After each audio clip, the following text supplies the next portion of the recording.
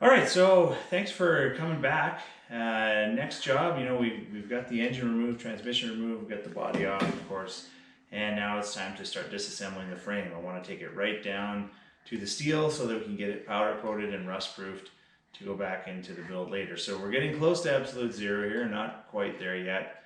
There's a lot of little pieces in this build. There's going to be a lot of time lapse in here, so please stick with it. Hopefully you'll find this as a useful resource as you're trying to tackle your own disassembly.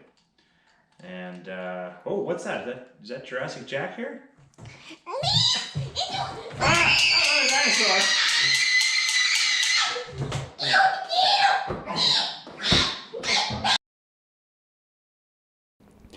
Okay, moving on.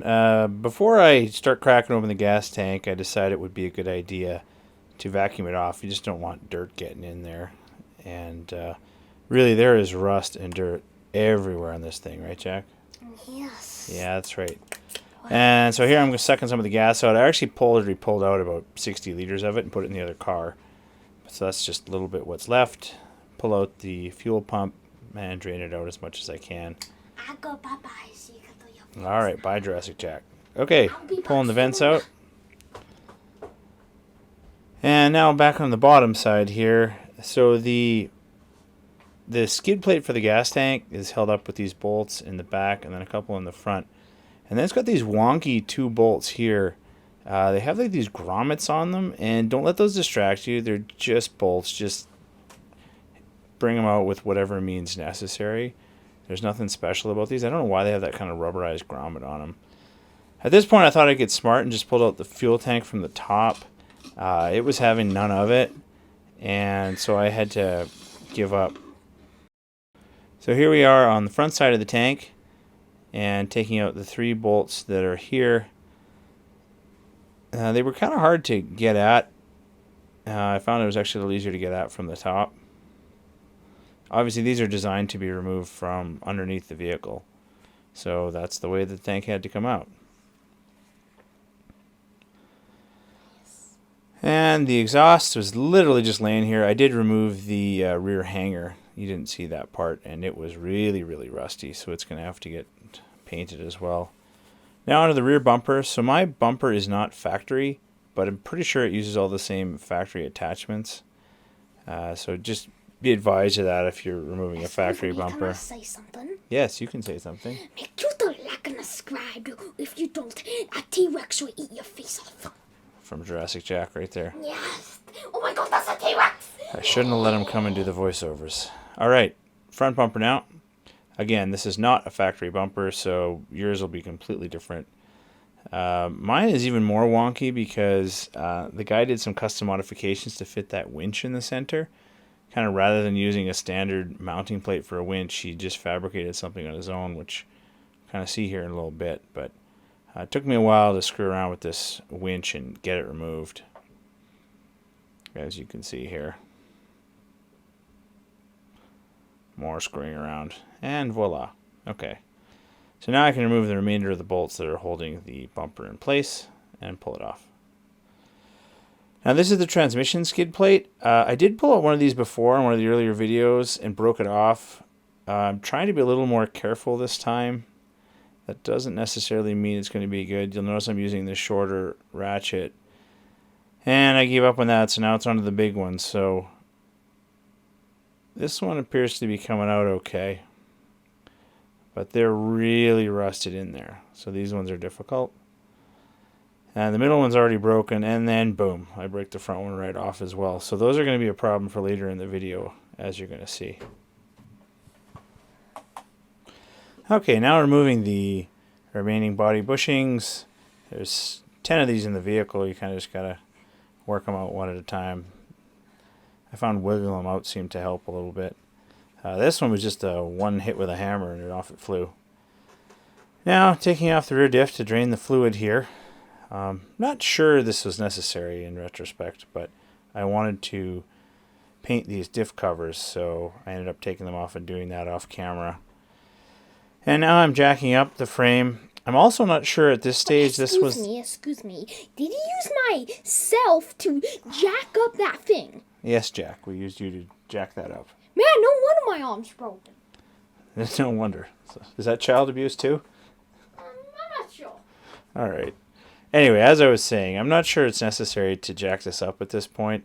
I was thinking it would help for removing the axles, which, as you'll see, is still a ways off from this. And I'm not even sure removing it to get the axles out would have been necessary either. But nonetheless, I did mount it up that way. Excuse me, I hope there's a live dinosaur around here. What's that? There's no dinosaurs in here. Oh my god, it's so wild. You're ruining my voiceovers. What? All right. A little cross member here, which basically is just kind of holding up the brake line. So I'm pulling that out. And now I'm getting distracted with the pitman arm. And I used to have a 1 5/16 wrench from doing my Duramax, and you can see that video on my channel. But I couldn't find it, and the crescent wrench was not working. So I had to go buy this socket. So this is about a day later. And yeah, so now I got the nut off, but just try and get that pitman arm off. My poor pitman arm puller here really, it really didn't survive this little episode here. But you know, you hammer on it, you reef on it, you throw some blaster on it, and here I'll try the impact gun cranked up to 150 psi. Nothing doing to get this bugger out of there. So eventually, I did some googling to see how you can get these off, and thankfully I had a lot of access, so out came the grinder again, and basically you just grind a cut into it, and then you wedge a chisel into that cut until it kind of just opens itself up just a little bit. Remember to like, or the T-Rex are coming. I'm Jurassic Jack, I'm not the regular Jack, right? And this is what's left of my pitman arm puller, so it did manage to get this one off once I cut a giant hole in it. And now detaching the tie rods on the front here. It's one giant bar that goes across the whole way. And, you know, I screwed around with these cotter pins for the longest time. I cut most of it out of the video, but geez, these are just a nightmare trying to get these stupid things out of there. And in most cases, you can just take the wrench and it just breaks them off anyway. And I got that ball joint out. On the other side now, removing the power steering pump. The steering box, not the pump. Pump is attached into there, but there's 2 bolts on the outside, which I'm struggling with right now. And eventually able to get those out. And that allows you to remove the steering box. Just like this. And now I got the whole power steering pump, and I can remove that. Now this bracket remains, and there's 2 more bolts on the bottom, and they have nuts welded on the inside of the frame cavity that you can't actually see, and both of mine broke loose. So in the end, I didn't show this on camera, but I had to grind these bolts completely off, and I'm probably just not going to reuse them again. And the other side of the tie rod here, again, struggling with the cotter pin. Got it out and pulled it off. And I thought I would do it the right way and break out my ball joint sort of puller here, and finally just said, screw it, and whacked it with a hammer.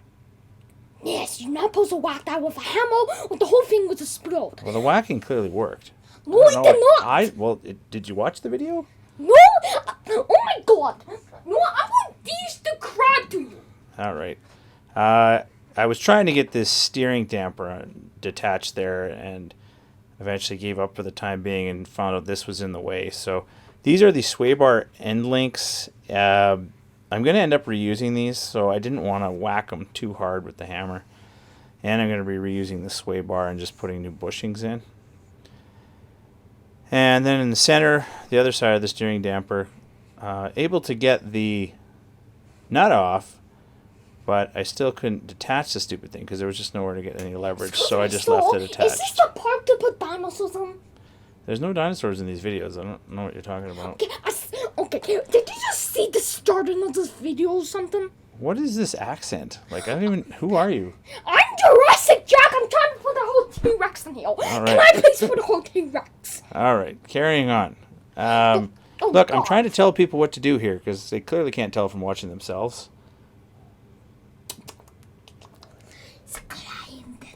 All right, and so now, again, moving the other end link. Geez, I didn't get very far in that little diatribe from Jurassic Jack, but All right. So this was tricky because the sway bar is kind of in the way, and the other end of this is actually a Torx, and it's kind of a real nightmare. In the end, I loosened it enough that I could take it out with the impact gun. And then remove the sway bar bushings to the frame here. I took out the other one already. And then in order to get the sway bar out, you kind of got to take it out one side at a time. And it took me a while to figure that out. But so I kind of pushed that side back in and then pulled out that side there. So now I can get the whole thing out and remove the whole sway bar, which I'll get powder coated. Okay, and now I'm moving the right front strut. I kind of had to grab it in order to get the leverage I needed with these lock pliers. Bottom was a lot easier. It's just a bolt and the nut. Just kind of leaned the wrench up against the axle and made it a lot easier. And took out that. Is this a dinosaur show or a garage show? This is a Jeep building show. That's not. You're not even making sense now. All Alright, removing the engine mounts. And now the brake lines. So I'm starting with the rear ones here, and they're kind of attached using these little clips. So really be careful you don't break the clips. And now going back to the right front, there's a little Torx that holds these lines in as they go down to the wheels. Removing that on each side. I thought I was done with Torx, but they keep coming back on this thing. And now pulling off the brake line and letting it drain. Vile stuff, that brake fluid, and removing that line.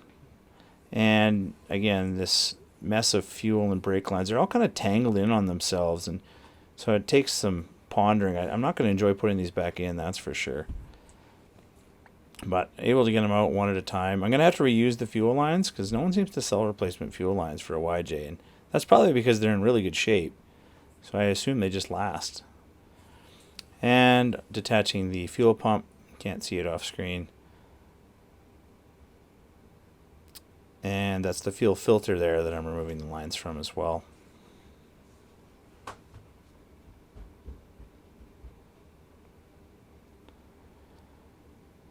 Alright, now there's the fuel filter, a little better view of it.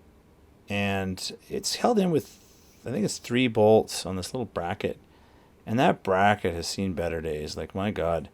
Unfortunately, I didn't order a new one, so I'm going to try to make do with the one I've got. But either way, it took some doing to get it out of here. These little bolts like to just break off if you're not careful. And it's kind of got this one hidden from the bottom as well. But I did eventually manage to get it out. Okay, and now this little bracket has to be the most rusted piece of the entire Jeep. It's actually just a mounting point for the brake line and the e-brake cable, I believe. And just had to really reef it out of there. This will end up getting powder coated with the frame, so hopefully it doesn't just fall off when they blast it. Anyway, got it removed there. Excuse me, sir. Can I tell you something? Did you see a wild T-Rex anywhere around here? I didn't see any T-Rexes, no. Sure, it just killed a Triceratops. I see the corpse. Oh, well, then go that way. Okay. So I'm removing the parking brake cable right now. And I've also ordered a new one of these. Some of these pieces are pretty rusted. And again, it's attached into that fixture there. And ultimately it goes back down onto the axle. So now, one of the worst parts of this was removing this rear track bar. And you'd think it's simple. It's a bolt on one end, a bolt on the other end. But my God, like this one is a nightmare. And again, because this is the rustiest part of the Jeep. So I'm using my breaker bar, and I've got a wrench on it. And I did eventually manage to break this thing loose. But even having it loose didn't get me anywhere. So once I got the nut off the end here, as you can see, even my impact gun at 150 PSI wouldn't take it off. But even once I get it out, the bolt wouldn't come out. So, I'm starting to run out of ideas on what to do with this thing. So eventually I do get it out here. But in order to get access to the bolt to hammer it out, I need to remove this rear shock. and then the one on the other side as well. So I got those two out. At this point, I'm thinking I got to get this thing off for powder coating, but this is actually part of the frame. And if you look at pictures of YJ frames, that's always on there. Anyway, so I just left it, and now I'm going to take off the other side of the track bar. This one was a little easier to get out, at least the bolt. But again, once I have it out, it was really jammed in there. And I wail on this bolt for quite some time. Probably flattened the end of it. It's probably useless now. But there's so much tension on this thing, like I could not get the bolt out. And that makes me wonder what shape my frame is in. So this gives you an idea of what I decided to do next. I thought I'm just going to cut this thing out of here. I'm not reusing it anyway. Yes, you can say something. Do you want me to do with different accents? Comment down below just to make sure. I don't know at all what he said, but I'm saying, do you want me to do with different accents? Is this not fun enough? I would rather you just not say anything, actually. But I'm the demon of your souls. All right, well, he's definitely spirited. Okay, eventually, using my battery-powered grinder was really hard on the poor thing, but we did get it off, and it did allow me to eventually remove either end. You can see how thick this thing is. Like, it's just insane. And on the other side, I said I couldn't get that bolt out, so I had to just grind the bolt out, and as you can see, it's another nightmare. So, all right. Next, removed the bump stops. There's actually 2 on each side, and there's some at the front as well. I got them all out of there. So now this is a tricky bit. So if you've been watching, you'll notice that rear cross member for the gas tank is completely rusted to crap. As a result, I decided I was going to replace it, and I have to weld in the new one. And so what I did is I used this piece of wood and put screws through it to determine where the holes for the body mounts have to exist in 3D space. So usually you still have the body on when you replace this thing, and that would be quite a nightmare, but either way, you would know where to put it. So I kind of had to improvise and make sort of a jig for it, and we won't know until several months from now whether or not it worked. Either way, here I am just removing the existing cross member. Finally, the battery-powered grinder just gave up, and I've got the big one. So there we go. And then I'm just going to have to clean it up so I can get the new one in its place. And still just kind of grinding it down here. And now using the brass wheel just to remove the rust. Listen to him. Yes, listen to me. All right, there's the new cross member. I think I got this from Rugged Ridge off Quadratech. And there's my template. Kind of line up the screws with the center of each hole. Get the depth about where it was. So the depth I put the screws in indicate the depth. Oh, just that don't the mind me. cross I'm just member is. killing a dinosaur over here. Okay, All right. And okay, so I've kind of gotten it where it needs to be now. So here it is. Yeah, it's just sitting in place. I have got a couple clamps to hold the front part of it there. What? And it's all been ground away so that there's clear enough metal for me to do my welding. Just start by trying to find the settings on my welder, because I don't know what I'm doing. And tack it in a few spots here so I can remove the clamps. Onto the other side. Oh, that's bright. There we go. So now it's just finishing the welds from the top first, and then eventually on the bottom. Oh, I'm just taking a nap. Don't mind me. All right. Do I sound like a pig? I don't know what you sound like. That's not a bad weld, eh? What do you think? That looks horrible. That's the worst one I ever seen. This part was terrible because the welding is it's just jumping through your shirt. It's going down your shirt. It's just welding above your head is just, it's violent work. And then on the other side here too. I breathe in enough welding fumes, let me tell you. Grinding fumes. Oh, jeez. Couldn't breathe right for a week.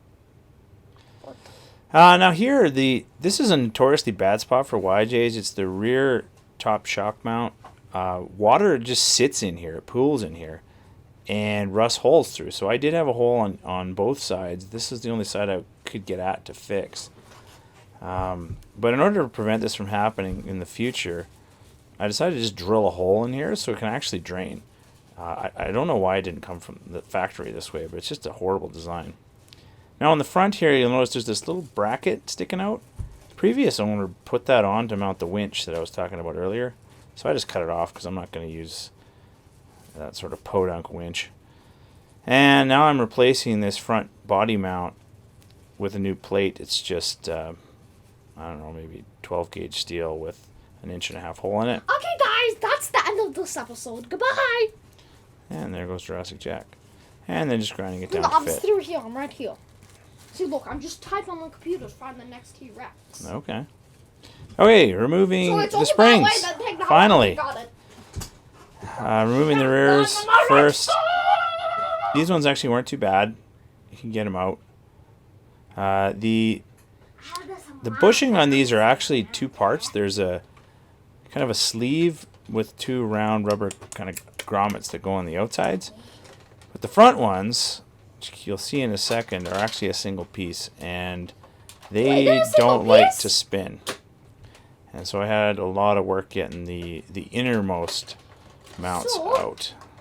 This single piece, that's illegal around here. Okay. I'm gonna take Alright, so that's how easy those ones come out. Front ones will be a different matter. Sorry, I'm just trying to load up my shotgun. Even though I could get the bolts out, I couldn't jimmy it enough to get the bolts to remove themselves. So the nuts are off, but the bolts wouldn't come out. So again, we're back to the grinder. I should just start with this thing because 9 times out of 10 you're going to need it anyway. So got that one. Chewing through grinding wheels pretty fast though. And then on the other side as well. So now I'm removing the front ones. Again, pretty easy here. Nothing on the front of the Jeep is really all that bad with rust. It's all towards the back. And then onto the other side as well. Again, fairly painless. Now, the inner ones though, I didn't even bother trying to take out the nuts and bolts. I just went straight to the grinder because I just know they're not going to come out. And I don't have to reuse these again anyway. I am very happy. Insert dance here. Now it's time to move this thing, and unfortunately I'm by myself, but luckily I am an oaf, and I can just kind of haul the frame off by myself. So it was a little painful. Don't tell my chiropractor about this. And there we go. Well, now I have to flip it over to deal with some of the issues that I left behind. So if you remember before, I had 3 of the bolts on the transmission skid plate break off, and they're all stuck in the bottom of this frame. So now I'm going to try and get them out. So step 1 was to try using a screw extractor. So I drilled a hole to start and then broke out the screw extractors. These things just never work. I can't imagine if a bolt head breaks off that this stupid tool is going to work. But anyway, people try it. And then next I thought I'd grind it, and then I discovered, oh, well, I thought the threads went deeper than that. I thought there was sort of an insert, but turns out I cut the insert out. So time to make new mounts. So break out my trusty tap and die kit, and I was able to match up to the bolts. So now there's 2 mounts that have been created, just like that. And then this is just some footage of me creating the 3rd one. So I had some different size nuts and bolts, or sorry, nuts for this, just to find ones that would work. So some of them were square and some of them were hex. This is one of the square ones. So hopefully my welds will hold and these things don't just break off yet again. So as you can see, it's kind of mounted over the hole. It's roughly the same height as the other ones. Now I'm test fitting with the old skid plate. Probably would have made sense to use the new skid plate, but they should be identical, but you never know. And then I'm just going to tack weld these brackets in place to start. Do this side, and then I also do the other side off film. Alright, so just finishing the welds here. Get this thing good and attached. That's a good weld, hey? Yeah, I'm getting better. By the end of this project, I might be decent. Unfortunately, it'll be your Jeep by then. Well, I'm Jack 10,000. That's Jack's number one, Steve. Oh, alright. So some other Jack will really enjoy this Jeep. Yeah. Might not go in a straight line. Frame might be bent, but... And here's how you make a good weld grate. Off to the claw machine. Alright, see you later. I'm going. And then the other side, you see there's two on this side I had to do. I'm going to Jack 10,001. Alright. See you later, Jack 10,000. Alright, so just finishing up the welds here. It's getting late at this point, and this is the last thing I needed to complete. So, let's wrap this thing up.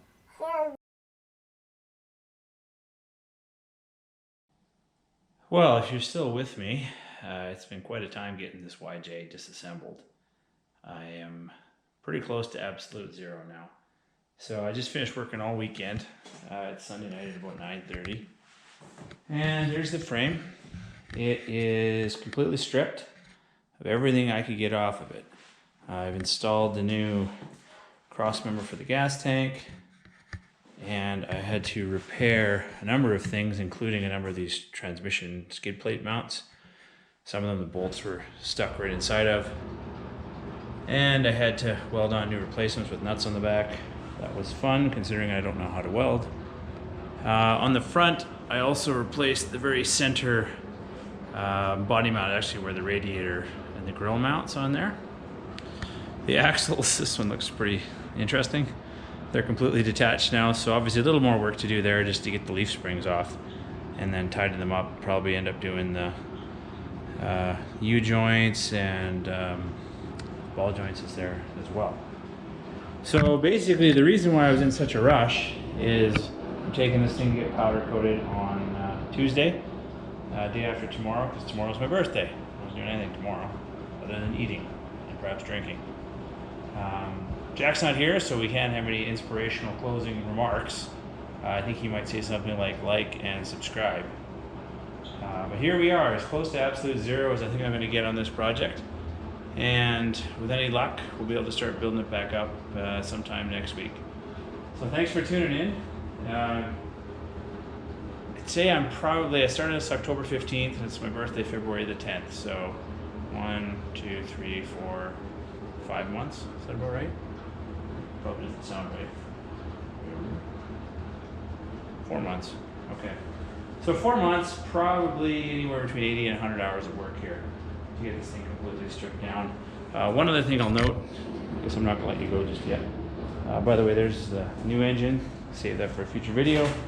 I have a ton of boxes like this, and I will bag and label everything so I know what it is. So I'm not necessarily going to use all of the parts that I've labeled, but I at least want to be able to reference them, just like this pile of junk here.